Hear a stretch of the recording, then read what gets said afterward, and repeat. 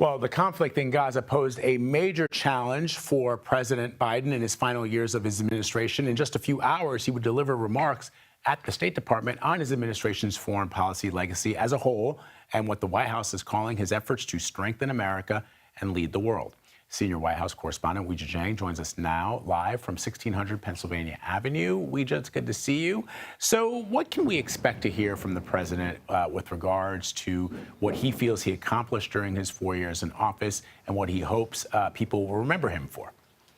Vlad, it's always great to be with you, and I think we should expect to hear from President Biden exactly what we heard from him about 4 years ago when he delivered his first foreign policy speech, also at the State Department, claiming that America is back and that diplomacy is back at the center of the U.S.'s foreign policy. And it certainly was for him. So he will draw upon that American leadership and why it is so critical, not just to sum up his own achievements, which we expect him to lay out how he sees them, but also as a message to the incoming president, President-elect Trump, who does not exactly see the worldview in the same way when it comes to alliances and partnerships with allies. In terms of what we will hear from Biden specifically, he will talk about bolstering NATO. He will talk about the U.S.'s role in Israel defending itself against Hamas. Of course, he will talk about Ukraine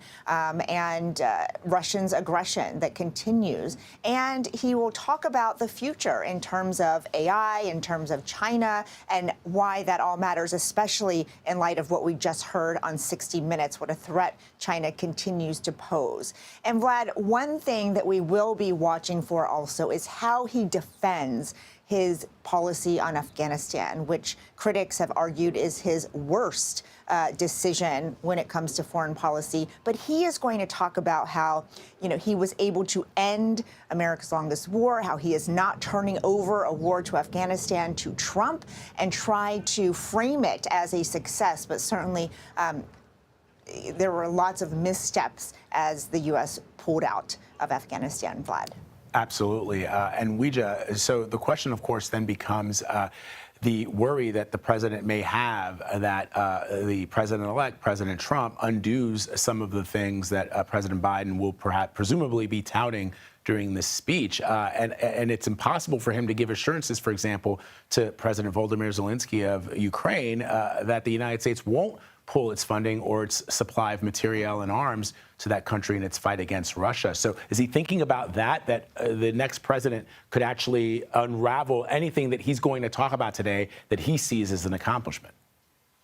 Well, Vlad, he has certainly already indicated that in previous speeches when it comes to foreign policy, especially, as you mentioned so sharply, when it comes to Ukraine, because Trump and his allies have all but said it is time to stop writing the checks to Ukraine. So I expect that Biden will talk about why these conflicts abroad matter to national security. You might remember he actually delivered a primetime speech all about national security and these two conflicts and tried to draw the lines because he was making the case that we have to be entangled, even if it's not directly with troops, that the U.S. has to exhibit that leadership in order to protect American interests and protect the homeland. But of course, critics have strongly disagreed with that, including Republicans, because they think that the U.S. has become too financially involved, at least when it comes to